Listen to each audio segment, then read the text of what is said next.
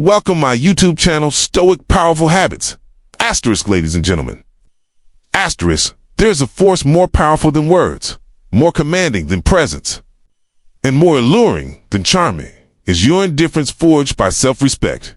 When a man silences his longing and walks inward, something begins to shift in the unseen. You become less of a memory and more of a mystery. Mystery is irresistible to those who once took you for granted. The first step isn't about reaching out, nor is it about explaining what they missed. It is about pulling your energy back with such precision that they feel it, even if they never say it. You don't need their validation to start on your own. That's the quiet secret. You rebuild in silence. You rise in shadows. You become so unwavering in your path that they begin to wonder what changed. In a world driven by attention, withdrawal is power, not to punish but to preserve, to realign your soul with the truth that your value never diminished. It was only veiled by desperation. The moment you choose stillness over reaction, your essence begins to expand. You stop chasing and start attracting, not from arrogance, but from alignment. You see, most think power is in pursuit, but the true magnetism lies in patience. When you do not chase, they feel the void. And that void speaks louder than any pleading could. They'll look for you in familiar places, but you'll be elsewhere building, growing, evolving. They'll feel the shift not in your absence, but in the absence of your attention. Stoic power is not loud. It is not theatrical. It does not scream its worth. It simply is. And when you embody this, something magical unfolds. They begin to revisit the memory, not of what you said, but how your presence made them feel. That memory becomes a craving, and that craving becomes a comeback. You must understand your detachment is not a game. It is not manipulation. It is the liberation of your soul from the need to be chosen. Because once you choose yourself fully, their return becomes inevitable. Not because you waited, but because you walked. No longer do you act from lack. You act from abundance. Your silence isn't absent sight awareness. Your withdrawal isn't retreat, it's redirection. You no longer orbit around their validation. You become your own gravity. Build a life so full, so rich, so locked in with purpose that their memory cannot compete with your momentum. While they reread messages, you rewrite your destiny. While they revisit the past, you reforge your presence. And when they come back they will you no longer desire the old version of them. You've outgrown the need to be seen. Become the one who sees. So what is it that makes them come back fast? It is the unwavering stillness of a man who no longer needs them to return. It is the discipline of a soul that does not beg, does not chase, does not fold. It is the poise of one who has embraced the unknown and become at home in solitude. Because in that solitude, you didn't find loneliness, you found self-possession. And that, above all, is what brings them back. But when they do, you'll have a choice. Will you repeat the pattern? Or will you rise above it? Because in the end, it was never about getting them back. It was about getting you back. Asterisk key moment. You begin to detach emotionally. You enter the sacred space of creation. The world, as you see it, begins to respond, not to what you cry for, but to what you assume is already yours. This detachment is not coldness, nor apathy is the release of inner bondage. It is the silent realization that you are not governed by the shifting shadows of another's actions, but by the inner stillness that holds dominion over all external forms. To detach emotionally is to no longer live at the mercy of conditions. The emotional pool that once governed your reactions dissolves, and in its place arises a quiet authority. You are no longer rattled by their silence, nor stirred by their presence. Their comings and goings cease to dictate your state. It becomes the echo, not the cause. When this realization becomes flesh, you do not seek to change the outer. You return within and shift the inner state that bore it. It is tempting to believe that action will restore what seems lost. The impulse to reach out, to speak, to clarify, these are born from a mistaken identity. One believes that something out there must be moved in order to feel whole again. Good. But detachment reveals a deeper truth. The outer only reflects the image held within. If you see yourself as rejected, even your words of reconciliation will carry the vibration of lack. If you feel abandoned, every gesture will reek of need. But when you detach, not from them, but from the illusion of needing them, your words are no longer necessary. The world begins to mirror the new image you hold. You no longer act out of fear, because you have returned to the awareness that everything begins and ends within. When they walked away, they didn't take your peace. You handed it over by tying your sense of self to their presence. But in the practice of emotional detachment, you retrieve it, not by force, but by assumption. You assume the identity of one who was already chosen, already wanted, already secure. You no longer desire, they now arise from the desire to be in your field. This detachment is not void of feeling it. It's the highest feeling of mastery. You walk as if nothing is missing, and so nothing is. You move as if the thing you once longed for has already returned, and the world bends to this assumption. This is not fantasy. This is law. As within, so without. The disciplined soul knows that attention is currency. Whatever you feed grows. The moment you stop feeding the hunger, for they return and start feeding the reality where you are already whole. They feel it, not logically, but energetically. And the pull begins. In detachment, you become untouchable not because you resist, but because you rest. You no longer fight for position in their life. You remember your position in your own. And from this remembrance, a strange power is born. You no longer seek closure. The story that needed their explanation, their apology, their return, you no longer read from those pages. A new script unfolds. A new character emerges. One who does not react, but radiates. One who does not chase, but commands. This is not the result of manipulation. It is the fruit of awareness. Emotional detachment is not about pretending you do not care. It is the knowing that care without control is sacred, and control without trust is fear. You trust the unseen to reorder. The seen? You know that every version of them still exists. Saying, the version you receive will match the version of you that you embody. The first habit of power, then, is to retreat from the reactive state and enter the creative state. You stop asking, what should I do? And start living as though it is already done. Detachment is not the absence of love. It's the presence of inner certainty. And this certainty bends reality faster than any effort. They return not because you reached out, but because you withdrew your focus from lack and planted it in fulfillment. Now, consider the second, raising your inner standards. The world cannot give you what you have not first claimed within. Most suffer not because others reject them, but because they have accepted a version of themselves unworthy of being chosen. What you accept inwardly becomes the limit of what you attract. The standard you hold for yourself is the signal you emit. And this signal is always being answered. When you raise your inner standards, you are not demanding more from others. You are refusing to lower your value to be accepted. You are declaring through every thought, this is the level I live at now. And so the world has no choice but to reflect that declaration. When you carry yourself with the energy of someone who knows their worth, you are no longer anxious when others step away. You understand they are only clearing space for those who recognize what you've already accepted.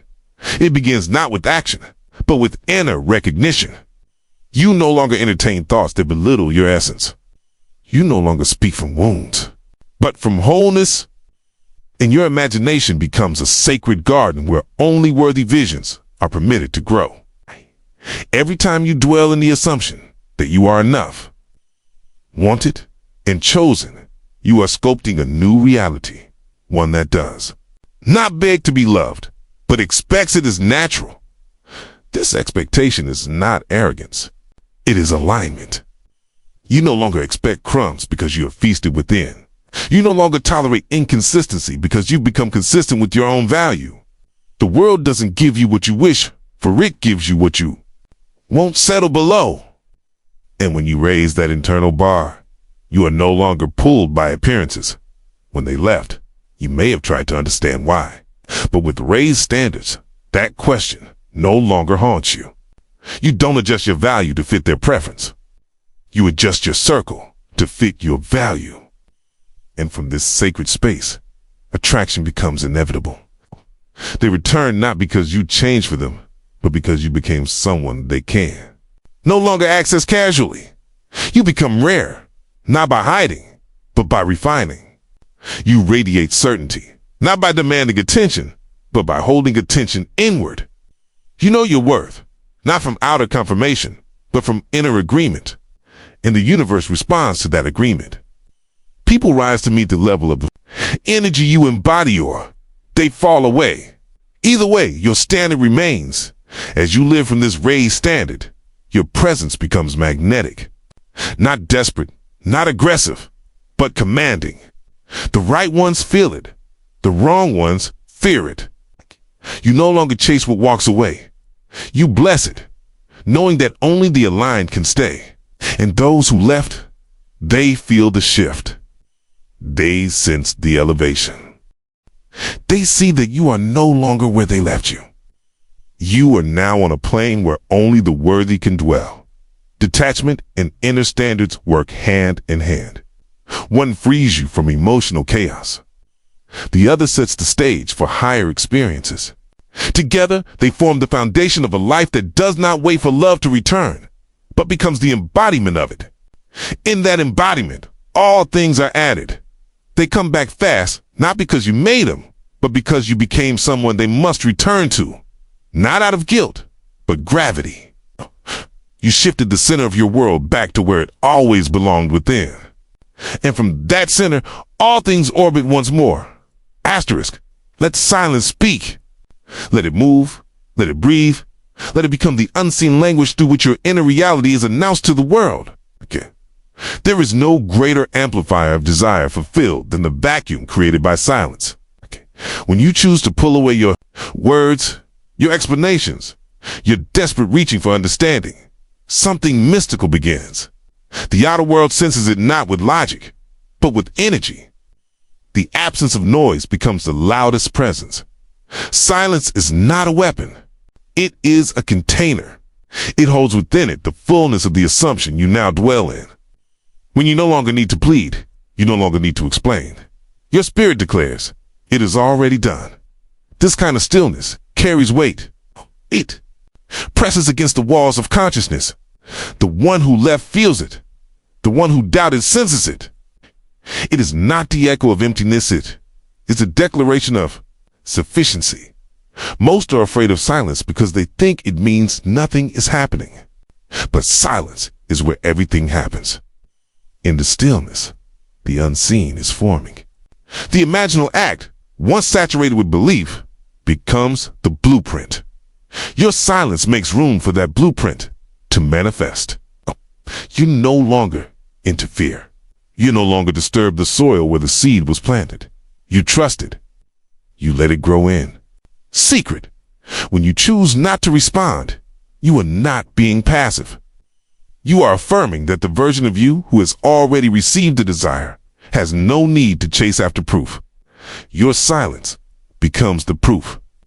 You've left the world of seeking and entered the world of being.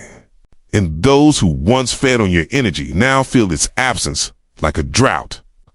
Not because you disappeared, but because you shifted realms. A silent man is not a weak man. A silent man is a master of his state. He governs himself and therefore governs his world. He doesn't react to appearances, for he knows they are nothing more than the residue of past assumptions. He turns his back on them not in bitterness, but in faith. For he knows that to speak against the vision is to delay it, so he chooses silence. He lets his awareness rest in a fulfilled desire. And the world, sensing this new alignment, adjusts. Accordingly, even those who once dismissed you begin to remember. They may not understand why your silence haunts them, why your absence seems louder than your words ever were. But something deep inside them knows they no longer have access to the version of you that begged. That version died in your silence.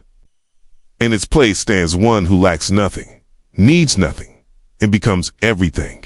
It is in this inner quiet that your imagination is most potent. In stillness, the theater of the mind becomes active. You no longer explain your worth to the world. You see it, you feel it, and you know it. And in this knowing, your reality begins to take shape. Outer must submit to the inner vision when the inner no longer wavers. Silence, then, becomes the gatekeeper of your faith. While others try to argue, prove, defend, you retreat into stillness and rehearse the only scene that matters, the one where your desire is already real. You do not beg to be understood. You assume that those who are meant to see you will, and those who do not bless them and release them. Your silence keeps your power intact. It protects your vibration. It nurtures the seed. Now move with me to the next foundation. There is a discipline that surpasses all external rituals. A discipline that does not rely on what is seen, but thrives in what is assumed. This is the magnetic discipline of one who is devoted to the inner reality, regardless of the outer storm. He is not distracted by delays. He does not wander from state to state like a leaf in the wind. He is chosen. And in that choice, he remains. This discipline is not rigid. It is radiant. It is not restricted. Refines. Banner. Who carries. It does not seek distractions. He seeks alignment. He becomes so immersed in his inner world that the outer must follow. The power is not in how often he affirms, but in how completely he embodies. His identity is not based on circumstances. It is forged in the unseen. He has seen the end and rests there. To build this kind of life is to become irresistible. Not because you shout, but because you shine.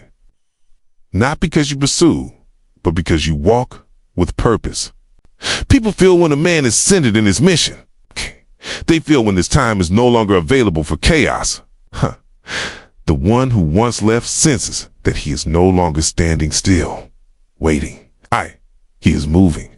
He is building. And in that movement, he becomes desirable once more. You do not need to post your progress, announce your healing, or prove your transformation. The energy of a man who is locked in cannot be ignored. You do not run after love. You become the place it wants to dwell. This is magnetic discipline. You do not operate on impulse. You no longer give energy to what does not build you. Your days become sacred. Your habits become intentional. Your thoughts become choicely curated.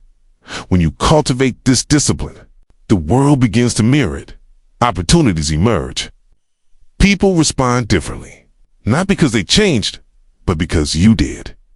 The man who once needed closure now lives as closure. He does not seek permission to rise. He simply rises. And in that rise, the very ones who overlooked him began to look again. Not out of pity, but out of recognition. But here is the secret. Man who lives with magnetic discipline does not wait for their return. He does not pause his journey to be seen. He builds as if no one is watching. He prepares as if the door has already opened. And so, it must. Reality bends to the one who is unwavering in his inner posture. There is no need to rush, no need to force. Every repetition of your inner vision becomes a declaration. Every refusal to react becomes an act of power.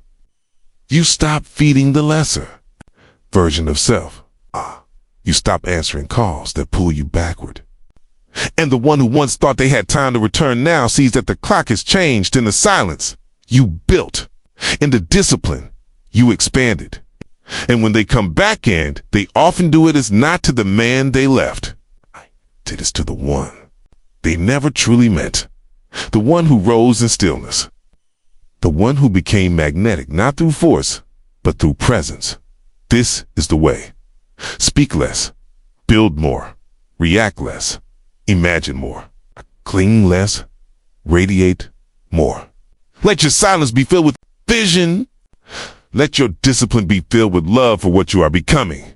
And soon, the world will have no choice but to meet you there. Asterisk, there is a distinction between vanishing and becoming scarce.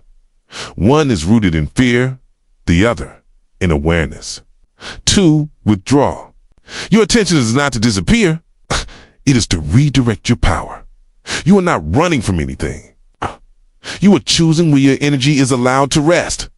The one who understands this no longer pours himself into every passing moment, every flicker of emotion, every interaction that begs for his validation. Instead, he moves inward and withdraws not himself, but his attention. That is where his world bends. Attention is the divine currency. Whatever receives it expands, flourishes, and becomes the dominant influence in your life. When that attention is scattered, so too is your power. But when it is drawn back, pulled from the noise of the world and held steadily on a chosen assumption, you have become deliberate in your creation. You are not scarce in presence. You are reserved in focus. You are not absent to or precise. There is no longer any need to overextend, to chase, to prove. Your inner world becomes the chosen realm of activity, and from it, all outcomes are summoned. There is something deeply magnetic about the man who is not everywhere, for everyone, all at once. His energy becomes concentrated, distilled. The tea is no longer common. He is no longer predictable. His attention, once freely given, is now sacred. And those who once took it lightly now feel the cost of its absence. This is not about punishment. It is about preservation. When you do not honor, you lose. When you begin to honor your attention, others feel the shift. You are no longer available at the level where you once were. In this space of withdrawn attention, you begin to see clearly. The need to convince dissolves. The urge to explain falls silent. You no longer seek validation because you have returned to the true seat of power within. You observe the world not with yearning, but with certainty. You no longer project your sense of worth onto the actions of another. You have taken it back, and now you stand firmly in the knowledge of your own value. Those who once felt your constant gaze, your constant energy, now begin to wonder where you've gone. They fill the gap. Not because you vanished, but because you reclaimed what you once gave so freely. And in that reclaiming, something begins to move within them. They do not feel your absence. They feel your shift. You are no longer orbiting around them. You have become the center of your own universe. And from that place, everything real gravitates back. There is no need to announce this withdrawal. There is no need to explain it. Let your absence become its own presence. Let your silence fill the room they once filled with your name. Let your detachment speak louder than words ever could. And when they return they return not to the man who once needed them, but to the man who realized he needed only himself. Now step beyond even this, into the mystery that turns every form of rejection into revelation. There's a power in the soul that does not flinch in the face of denial. It does not shrink when it is not chosen. Instead, it smiles, for it knows that every apparent setback is merely a redirection into higher alignment. What you call rejection is not loss, it's refinement, right? It is the soul's way of carving away what no longer reflects your evolving self-concept. 2. Reframe rejection is to see through the veil. It is to understand that no event has meaning except that which you assign it. When someone pulls away, it is not the end of your story. It's the clearing of the old script. The space they leave behind is not emptiness, it's invitation. You alone decide what fills it. If you interpret their absence as proof of your lack, then that becomes the experience. But if you interpret it as a sacred redirection, then life begins to unfold in ways you never could have planned. You are always being guided. Even when it feels like loss, the soul is aligning with something richer. Something more aligned with the assumption you are meant to hold. When you walk through what others call abandonment, you are not being broken. You are being prepared. The old version of you, the one who clung, who waited, who pleaded, is being burned away. In the ashes, the real you begins to rise. There is no such thing as rejection for the one who sees beyond appearances. Everything is working in harmony with your belief. If you believe that something has gone wrong, then it will appear so. But if you believe that everything is unfolding with perfection, then even the silence becomes a song. Even the closed door becomes a blessing. Even their absence becomes fuel. And so you do not fight the ending. You do not resist the turning of the page you allow. You surrender not to weakness, but to alignment. You understand that no door can remain closed if it is meant for you. You do not chase what walks away. You do not mourn what was not meant to stay. You give thanks for the redirection, for it is a sign that something greater has been called forth through your assumption. And now you must rise to meet it. When you reframe rejection, you do not collapse. You expand. You become more aware of what you truly desire. You stop settling for crumbs. You remember that you are the feast. You stop asking why they left and begin to ask why you ever needed them to stay. You return to your own mind, your own vision, your own desire. Man, you find that the version of you that is already received, already become, already realized. Let them go without resistance. Let them leave without clinging. Bless them as they exit, for they are making room.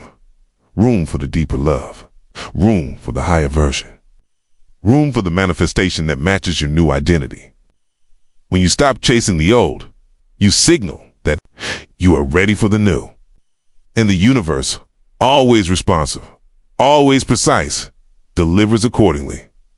Every rejection is a mirror, not of your lack, but of your alignment. And when you shift that alignment, the mirror changes. Those who once could not see you begin to notice. Those who once turned away begin to look again. Not because they changed, but because you did. You no longer reflect desperation. You reflect destiny. You no longer seek approval. You embody certainty. There is a strange peace that descends when you finally release the need to be accepted by us. What was never meant to hold you. That peace is power. That peace is clarity. And from it, all things flow. You no longer wait for the call. You no longer hope for the message. You no longer measure your worth by their return. You have already returned to yourself. Let your attention be rare. Let your discipline be radiant. Let rejection become redirection. For when you live from the end, nothing is truly lost. You are not here to win them back. You are here to become the one who no longer needs to. In that becoming, they return not to complete you, but to witness what they once could not hold. And now, perhaps, they are ready. But whether they are or not to are, asterisk, there is within you a fire that is not extinguished by loss, nor dimmed by absence. It is the power to transmute emotion, to take what once hurt and mold it into fuel. To take the ache and turn it into alignment. This is not done through denial of pain, but through mastery of it. It is the quiet alchemy that turns heartbreak into ascension. What seems like devastation is not the end, but a call to become. When you are no longer needed by the one you wanted, when you are forgotten, cast aside, overlooked, this is not the death of your worth. It is the birth of your power. You are being invited to shift from longing to becoming. The pain is not the punishment. It is the pressure that forces you to choose a new state. And in choosing that state, you step beyond reaction and into creation. The first instinct of the broken heart is to collapse inward, to retreat into memory, into story, into questioning. But the awakened soul does not remain there. It uses the weight of emotion to rise. It says not, why did they leave? But who must I now become? Every tear becomes a signal. Every silence becomes instruction. You are not abandoned. You are being redefined.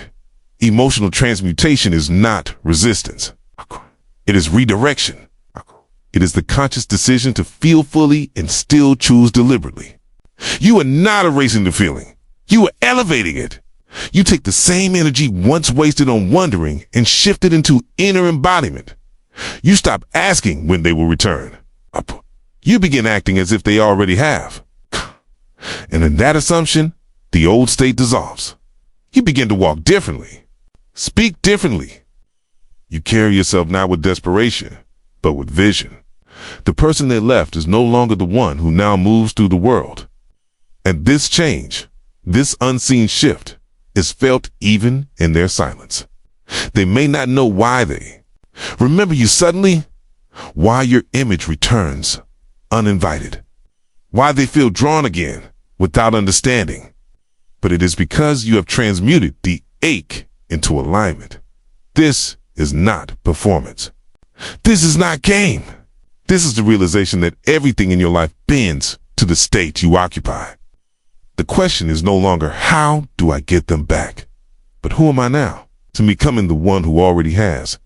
You collapse the distance. Between longing and possession, the world must conform. For it cannot deny the man who holds no contradiction within. Let the old story fall. Let the identity tied to rejection dissolve. Let the version of you who waited and wished be laid to. Rest, and from the center of stillness, create again. The future is not shaped by effort, but by assumption. The emotion is merely energy. Mold it, direct it, use it. Let it fuel the vision, not the void. From the same fire that burned your hope, forge your rebirth. Use their silence as permission, not to fade, but to rise. Not to harden, but to become still. And in that stillness, feel the pull of your inner self reawakening. The self that never begged. The self that never needed fixing. The self that has always known how this ends. You are no longer chasing closure. You are closing the chapter with intention. You are no longer seeking answers. You are becoming the answer. The pain was not sent to destroy. It was sent to awaken. And now you know you are the cause, never the effect. Now let the attention turn not to memory, but to fullness. Begin to live as if you're already whole. This is not fantasy, it is alignment. When you stop needing something outside of you to reflect back your worth, you step into true possession. No one is missing. No moment is lacking. You begin to walk with the knowing that what is meant must be drawn, not chased. You have within you the power to feel as though the desire is already fulfilled. That is the key. Not to imagine from the void, but from the end. Not to hope, but to dwell. This dwelling is not thought alone. It's felt experience. It is to move as if the thing you once longed for is now common, familiar, yours. This state of being is not dependent on time or response. You do not look outward to verify the shift. You live it. You breathe it. You carry the vibration of certainty. You do not ask, where are they? You assume they have already come. And from that place of rest, reality adjusts. Wholeness is not found in the return of a person. It is found in the return to yourself. When you no longer search for completion, but move from it, everything that aligns with your new identity must appear. Because you demanded it, but because you became it. The search ends when the assumption begins. You cannot be half of a whole. You are not waiting to be chosen. You are remembering that you already are. The one who acts from wholeness does not attract from lack. He magnetizes from certainty. He no longer asks, who will stay? He knows that only the aligned can remain. This is the way to draw them back, though that is no longer your aim. You have transcended the desire, not by force, but by fulfillment. You live as if nothing is missing, and so nothing is. The call is not to get them to return. The call is to remember who you are in their absence, and never forget it when they arrive. Do not let your state be shaken by delay. Do not let your identity be molded by appearances. The unseen is more real than what is seen.